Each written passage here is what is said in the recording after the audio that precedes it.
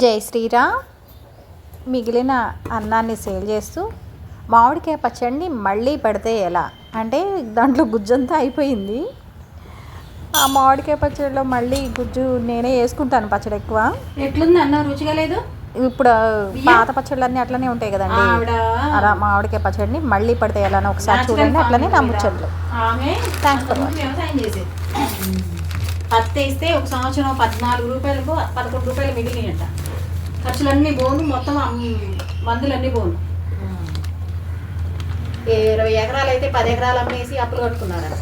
అట్లాంటి ఆవిడ మళ్ళీ ఈ దేశీ ఆవు వ్యవసాయం గురించి తెలుసుకొని ఇప్పుడు ఆవిడ 60 ఎకరాలు వేస్తుంది. ఈ న్యాచురల్స్ షాపులు ఉన్నాయి చూసావా, వీళ్ళు ముందు వీళ్ళకి అక్కడ నెంబర్ అడిగితే ఫార్మింగ్ గురించి హయ్యెస్ట్ అసలు ఎంతమంది ఎన్ని అవార్డులు వచ్చినాయో ఆవిడకి.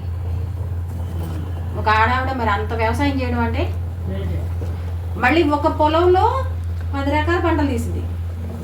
వరొక్కటే వేయదు, మెంతులు, ధనియాలు, వాము, ఆవాలు అన్ని రకాలు వేస్తుంది ఆవిడ. వాళ్ళు ఇక్కడ పెట్టారు. రాత్రి నిన్న అన్నం కూర తెపాలి చూసావుగా, అట్లనే ఉండిపోయింది. వాడు ముందే చెప్పాడు తిన్నదని. నాకేమో ఇక సంబంధం లేదు. ఆవిడ తినకుండా 2 అట్లుంటే 5 తినేసా. అన్నం కూర. నా మామిడికాయ పచ్చడి బాగుందా? ఈ ప్రియ పచ్చడి కన్నా బాగుంటుంది కదా.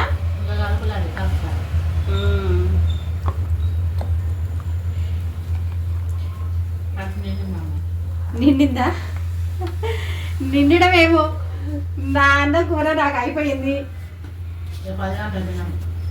కడుపు నిండుతుంది అబ్బా. ఇది మంచిగా తినాలనిపించదు నీకు. చూడు, నీకు షుగర్ కూడా తేడా ఉండదు. ఇది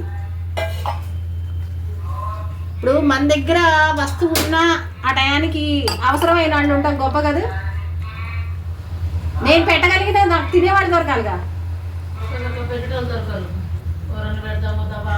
ఆ స్థితిలో నేను ఉండాను. ఒకప్పుడు నాకు మొన్న ఆపరేషన్ అయింది కదా, అప్పుడు నాకు కూడా ఆకలి అయింది. బాగా ఆకలి అయ్యేది. లేచి తినడానికి కూడా ఎవరన్నా తెచ్చి పెడితే బాగుండు అనిపించేది. నా బట్టికి నాకు ఏంటంటే ఎప్పుడు ప్రత్యేకంగా ఇట్లా ఏం చెయ్యను నేను. ఇప్పుడు మన కార్తీక మాసం వచ్చింది, అవి దీపదానాలు అంటారు కదా, గుళ్ళో ఇవ్వను నేను అట్లా దీపాలు.